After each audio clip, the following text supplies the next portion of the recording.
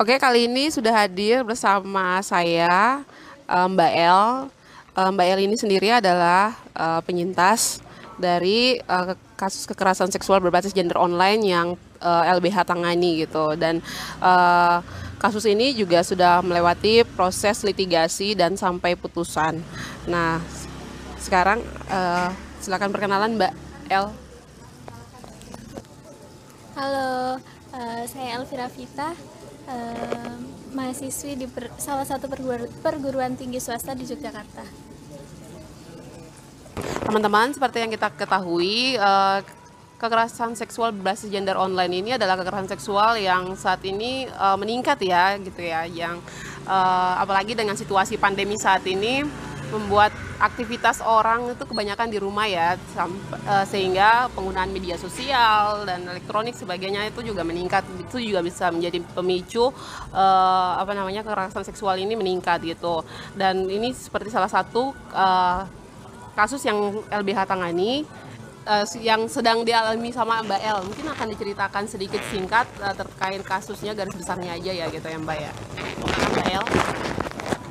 Iya, jadi gini teman-teman, saya itu pernah mengalami kekerasan seksual berbasis online.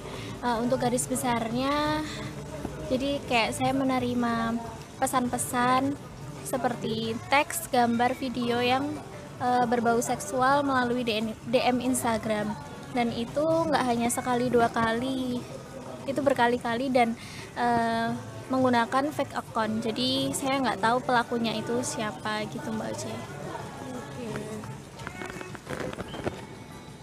Jadi ini ya Mbak El ya, langsung setelah menerima pesan-pesan kayak gitu langsung gimana nih Mbak El? Langsung lapor atau post dulu atau gimana gitu Mbak El?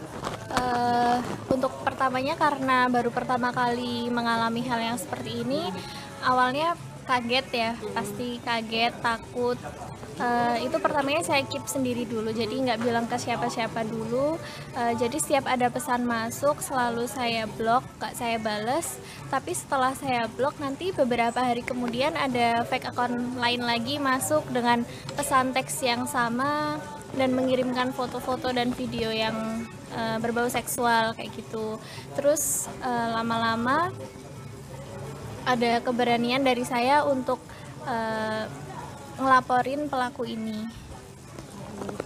Kalau bicara soal kekerasan seksual ini kan nanti kalau misalnya Mbak El lapor itu kan pasti ada konsekuensinya. Mbak El udah mikir gitu nggak apa takut atau panik gitu kan? Kebanyakan biasanya kalau teman-teman yang pernah mengalami kekerasan seksual kan biasanya mereka takut atau karena fake akun jadi mungkin pikirnya tuh susah kelacak atau gimana. Kok Mbak El bisa berani sampai bisa lapor ke LBH gitu dan sampai prosesnya bisa litigasi, Mbak El bisa ikut semua, itu apa motivasi atau gimana gitu Mbak?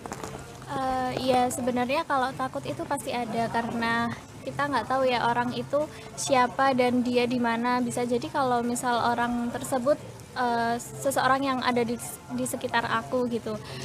Tapi lama-lama karena teksnya itu semakin parah, jadi ada keberanian diri untuk melaporkan pelaku tersebut. Walaupun sebelumnya tuh juga bingung ini harus lapor kemana karena nggak ngerti kan, sebelumnya belum pernah lapor-lapor gitu ke polisi dan udah pesimis duluan karena wah ini pasti nanti nggak ditanganin atau nanti pasti harus ngeluarin uang banyak biar ditanganin kayak gitu. Terus karena saya kan main Twitter, jadi banyak teman-teman yang pada bilang coba aja ini tanya di Twitter, kamu cerita di Twitter gitu, siapa tahu ada yang bisa ngebantu ngelacak. Jadi awalnya emang nggak niat langsung lapor ke polisi karena bingung kan alurnya gimana, tapi lebih ke pengen tahu pelakunya ini siapa gitu, jadi cari orang yang bisa ngelacak orang tersebut. Nah akhirnya bikin thread di Twitter dan nggak sengaja malah jadi rame. Maksudnya rame tuh banyak yang ini yang ngebaca gitu, banyak yang nge-reply juga. Terus gimana bisa ketemu sama LBH dan akhirnya lapor ke Polda itu karena ada salah satu kayaknya dia anggota LBH juga di Padang, itu DM saya katanya coba aja lapor ke LBH Jogja nanti bakal dibantu kayak gitu. Akhirnya saya ngehubungin LBH Jogja dari Instagram, terus langsung lanjut ke WA dan dibantu untuk proses pelaporannya gitu Mbak Uci. Oke, berarti langsung ke LBH konsultasi langsung ditangani ke ini ya, ke apa namanya, masuk ke proses litigasi gitu ya. Terus kan tadi kan ini ya Mbak El juga mikir-mikir gitu, takutnya prosesnya agak lama atau dari apa namanya, aparatnya itu gimana Mbak El dalam proses apa namanya, eh, untuk masuk pelaporan ini juga masuk sampai sidang kan Mbak El gitu, gimana prosesnya Mbak El, gimana perasaannya, gimana menanggapi mungkin dari apa, aparat penegak hukumnya, polisinya itu gimana menanggapinya Mbak El? Oh iya, karena kan tadi ya takut dan bingung harus kemana karena ngerasa sendiri gitu kalau misal mau lapor sendirian, cuman kan karena ada LBH jadi ngerasa kayak ada yang mendampingi, itu jadi lebih berani buat lapor. Nah untuk pelaporannya sendiri sebenarnya lumayan cukup lama sih sampai pelaku itu ditangkap, sekitar dari bulan Maret sampai September pelaku itu ditangkap. Untuk prosesnya ya lumayan panjang dan emang harus kita bolak-balik ke Polda kayak gitu, dan harus ngumpulin bukti-buktinya yang cukup dan juga kita harus cari saksi-saksi yang berhubungan sama kasus ini. Kebetulan karena kasus ini korbannya itu nggak cuma 1-2, jadi alhamdulillah kayak banyak gitu yang ngebantu dan mau jadi saksi. Jadinya ya alhamdulillah lancar untuk pelaporannya, walaupun lama sih tapi bakal terselesaikan gitu. Artinya pasti ini ya, pasti diselesaikan, tapi ya kita juga harus menunggu kan. Mungkin karena kasus-kasus apalagi kan kalau kasus kekerasan seksual ini kan lebih khusus ya, berarti dia akan masuk ke apa namanya, pelaporan di Polda, dan mungkin karena di Polda jadi kasus-kasusnya banyak dan kita juga harus antri gitu ya. Dan tadi seperti Mbak El ngomong itu kan kita juga akan LBH bersama Mbak El, kita ngumpulin bukti-bukti ya gitu. Dan mungkin ini juga ya jadi pelajaran teman-teman ya, biar kalau mengalami yang sama seperti Mbak El gitu, mungkin nggak harus panik dulu ya Mbak ya. Jadi kayak bukti-bukti chat gitu atau akunnya itu jangan langsung diblokir atau langsung di apa namanya, dihapus gitu.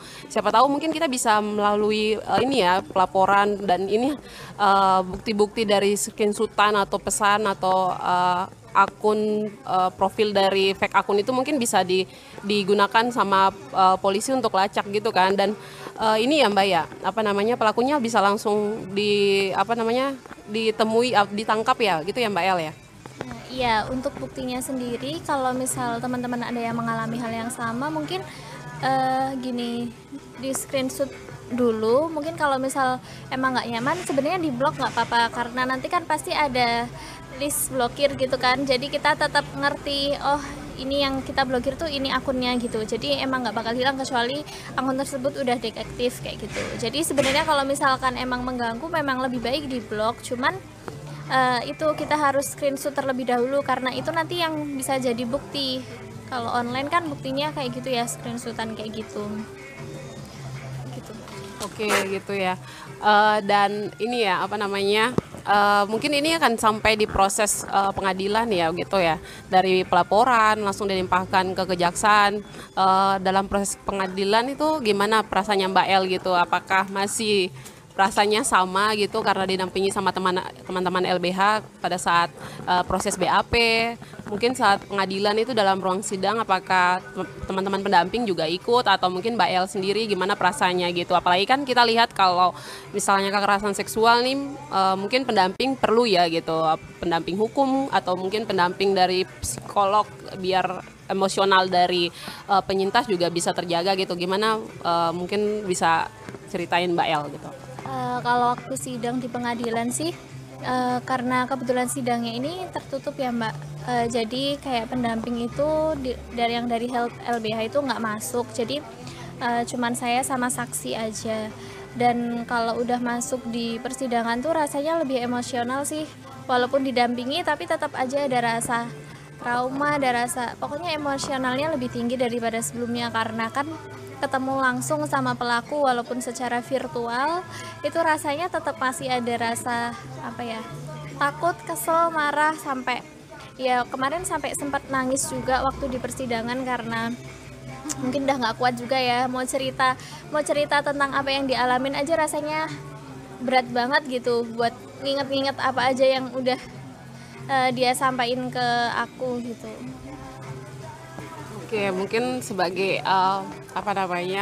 pengetahuan juga kalau kasus kekerasan seksual ini kan masuknya ranah pidana ya, dan untuk dalam persidangan itu kami dari LBH Jogja juga selalu mendampingi, bahkan saat sidang juga kami hadir gitu. Kami sudah berinisiatif untuk masuk, tapi mungkin karena mereka menganggap bahwa pendamping itu hanya cukup jaksa. Sedangkan kalau kita berbicara soal kekerasan seksual ini kan, ya ini bukan seperti pidana biasa yang ya sudah si korban atau pelaku itu bisa jalan sendiri di pengadilan. Tapi kan kalau kekerasan seksual berarti emosional ke psikis dari si apalagi penyintas ya, itu juga harus dijaga gitu. Dan mungkin ini bisa jadi koreksi juga ya, kalau mungkin teman-teman penyintas bisa saat hadir dalam sidang ataupun dalam pemeriksaan BAP ya harus ada pendamping gitu, setidaknya dari teman-teman kuasa hukum ataupun yang yang ahli dalam psikiater kah atau apa yang bisa mendampingi dia untuk menjaga emosionalnya agar proses hukumnya itu bisa berjalan dengan baik gitu. Nah, Mbak El, ini kan dari putusannya kan ini si pelaku ini dijatuhi hukuman pidana 1 tahun 3 bulan ya gitu ya Mbak El ya. Menurut Mbak El, apakah itu sebanding dengan apa yang dia buat atau gimana Mbak El? Silakan Mbak El. Untuk putusannya 1 tahun 3 bulan dibandingkan dengan dia neror saya dari tahun 2018 sampai 2019 hampir ke 2020 tuh agak nggak sebanding ya, karena yang dikorbanin dari aku sendiri tuh lebih ke mental, dan itu kayak ngeganggu juga buat aktivitasku sehari-hari. Apalagi korbannya di sini tuh nggak cuman aku Mbak Oce, jadi nggak cuman 1-2 korban, tapi banyak banget korban, dan mungkin ada yang lebih parah dari aku gitu perasaannya atau mentalnya gitu kan. Jadi menurut aku ya agak kurang sebanding sih. Iya, kurang sebanding ya pasti ya, karena kan ini yang baru kita ketahui kan ini aja ya, ada 3 teman-teman penyintas ya, bisa dikatakan penyintas ya, karena sudah bisa speak up gitu, Mbak El, dan ada 2 saksi yang mereka juga sebagai saksi dan korban gitu. Mereka juga mengalami dari tindakan dari pelaku ini sendiri, dan mereka juga bersedia ya Mbak El ya, bersedia untuk membantu Mbak El untuk memberikan keterangan dari BAP sampai dengan pengadilan gitu. Oke, jadi untuk review aja, jadi pasal yang digunakan dalam kekerasan seksual berbasis gender online ini juga agak rancu, karena kita menggunakan dari KUHP, Undang-Undang Pornografi, dan juga Undang-Undang ITE. Dan karena berbicara soal kekerasan seksual berbasis gender online ini tidak ada aturannya spesifik gitu yang menjelaskan tentang kekerasan seksual berbasis gender online ini. Jadi ini juga jadi pertimbangan dalam tuntutan kami gitu, tuntutan untuk kami dan juga jaksa penuntut umum gitu. Dan kami harap sih mungkin bisa ini ya, RUU PKS bisa disahin ya. Soalnya kan kita kalau berbicara soal kekerasan seksual berarti ini juga bukan hanya kita memperbaiki si korban aja, tapi juga pelaku juga harus diperbaiki dengan adanya rehabilitasi. Itu juga sangat bermanfaat gitu. Siapa tahu mungkin dengan rehabilitasi dia bisa keluar, bisa menjadi lebih baik, atau enggak kalau nggak dikasih kayak pidana biasa aja begini, mungkin saat keluar mungkin dia bisa melakukan kayak balas dendam atau apa, nggak dibimbing gitu, tidak diberikan pemahaman yang baik tentang gender, tidak memberikan pemahaman yang baik tentang emosional atau kekerasan seksual gitu. Bisa-bisa dia balik bisa jadiin pembalasan gitu ya, siapa tahu lebih parah lagi. Iya, bahkan lebih parah lagi gitu. Oke. Mbak El, ada lagi yang mau diomongin gitu Mbak El? Oh ya, ini mungkin ini ya pesan buat karena kita ini semua kan bukan bukan harus tunggu jadi ada kekerasan seksual atau tindak pidana kekerasan seksual dulu ya baru kita bisa dikatakan sebagai seorang korban. Tapi kita semua ini juga adalah calon-calon korban yang mungkin suatu saat bisa menjadi korban gitu dari kekerasan seksual, apalagi ini ya teman-teman perempuan ya gitu ya. Nah, mungkin Mbak El bisa berikan pesan gitu biar ke depan gimana dari apa namanya dari kejadian yang Mbak El alami gitu. Apa biar mereka bisa misalnya kalau dapat kejadian seperti Mbak El mungkin mereka bisa lebih kuat, bisa apa namanya bisa lebih kuat untuk bisa lapor karena pasti seperti kasusnya Mbak El gitu pasti akan ditangani meskipun dengan waktu yang cukup lama ya gitu ya, tapi itu pasti gitu. Mungkin silakan Mbak El. Mungkin pesan aku kalau misal ada teman-teman yang mungkin mengalami hal yang sama, yang pertama jangan lupa buat kumpulin bukti-bukti. Itu yang paling penting karena untuk memperkuat nanti waktu pada saat pelaporan. Dan mungkin yang kalian alamin pasti nanti akan ngerasa takut, panik gitu ya. Sama saya juga mengalami hal itu dan pasti korban-korban juga akan mengalami hal itu, tapi tenang aja, nggak apa-apa kalau kita pelan-pelan ngumpulin apa ya rasa keberanian kita buat ngelaporin, itu semua bakal selesai gitu dan kalian bakal lebih tenang dengan kalian melaporkan daripada kalian hanya diam dan mendem sendiri karena di sini kan yang kena tuh mental kita ya, psikis kita, dan itu tuh bakal ngebekas dan bekasnya tuh nggak bakal sembuh dengan secepat itu. Bahkan aku pun sekarang kalau misal masih ngomongin detail tentang kasus itu rasanya masih ada rasa trauma gitu Mbak Uce. Jadi emang lebih baik untuk dilaporkan. Dan banyak kok kayak lembaga-lembaga yang bisa ngebantu kalian karena aku kan dulu juga bingung mau lapor ke siapa karena ngerasa nggak ada yang ngebantuin sama sekali kan. Tapi aslinya banyak yang bisa ngebantu gitu kalau misal kalian bingung untuk alurnya pelaporan itu gimana, mau mulai dari mana. Banyak kok yang ngebantuin kayak LBH, Komnas Perempuan kayak gitu. Kalau misal kalian bingung alurnya gimana nanti bakal dibantuin. Yang penting kalian harus berani dulu buat ini melaporkan. Gitu ya. Misal ada apa cewek yang mungkin pakaiannya lebih terbuka gitu dan mendapatkan perlakuan yang sama, sebenarnya tuh cewek itu nggak berhak juga mendapatkan perlakuan seperti itu gitu loh. Dan karena bahkan banyak cewek-cewek yang tertutup yang pakai cadar itu masih banyak gitu loh Mbak yang dilecehkan, tapi tuh masih aja ada pandangan masyarakat yang bilang ini pasti ceweknya kayak gini lah, wong yang pakaiannya tertutup aja masih dilecehkan kok kayak gitu. Jadi kan pelecehan kayak gitu nggak mandang dia berpakaian seperti apa, tapi emang dari pelakunya aja yang ini. Itu yang ngomong kayak gitu orang ngomong langsung apa? Nah, yang di Twitter. Di Twitter.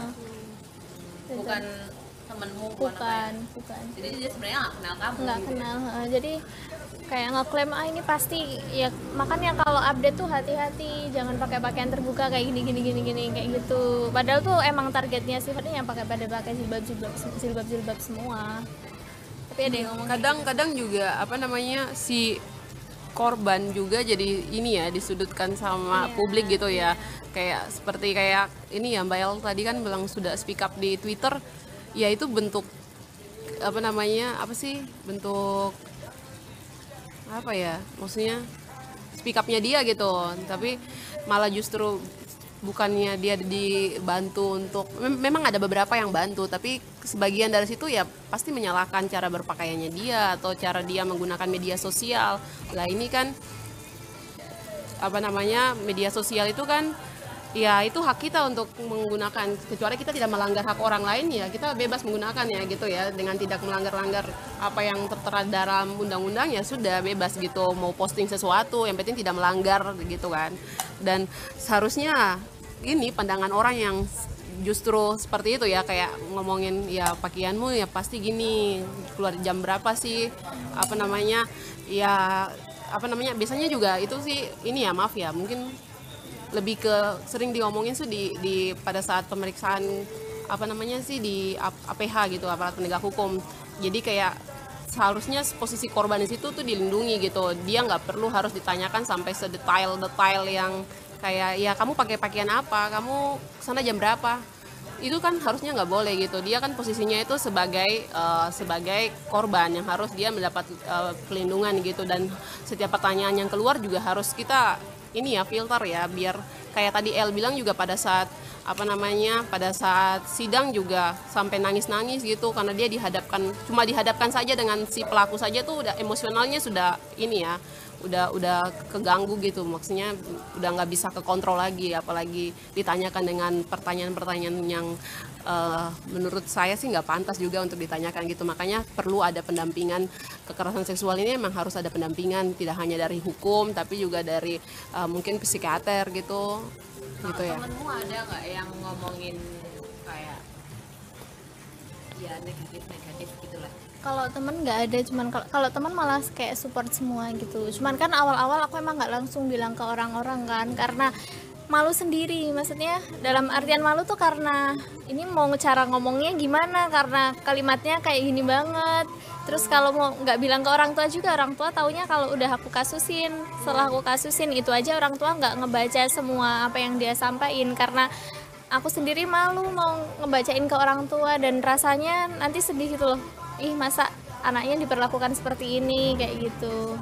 Dan mungkin yang tadi Mbak Oce yang kebanyakan pandangan masyarakat masih ada yang menyudutkan korban, itu kayak bikin korban-korban tuh jadi lebih jadi takut gitu buat speak up, karena pasti nanti mikir nanti mendapatkan perlakuan yang seperti ini. Padahal sebenarnya banyak di luar sana korban-korban yang mendapatkan perlakuan yang sama, tapi mereka cuma diem mendem, dan itu kan malah justru memperparah psikis mereka kan, karena nggak ada orang lain yang buat diajak ngomong kayak gitu.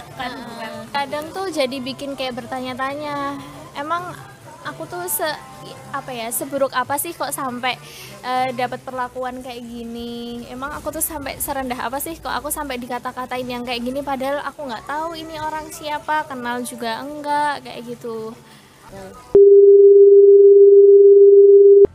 Oke, terima kasih Mbak El, mungkin sharing-sharingnya dan cerita-ceritanya terkait pengalaman ini ya, pendampingan kasus kekerasan seksual berbasis gender online bersama teman-teman dari LBH Yogyakarta, dan harapannya semoga semua perempuan-perempuan kuat di luar sana bisa ini ya, jangan langsung pesimis gitu ya kalau mengalami, jangan langsung panik gitu, jangan hapus bukti-bukti ya Mbak ya, Mbak El bilang itu, karena itu juga bisa berguna buat nanti dalam proses litigasi gitu.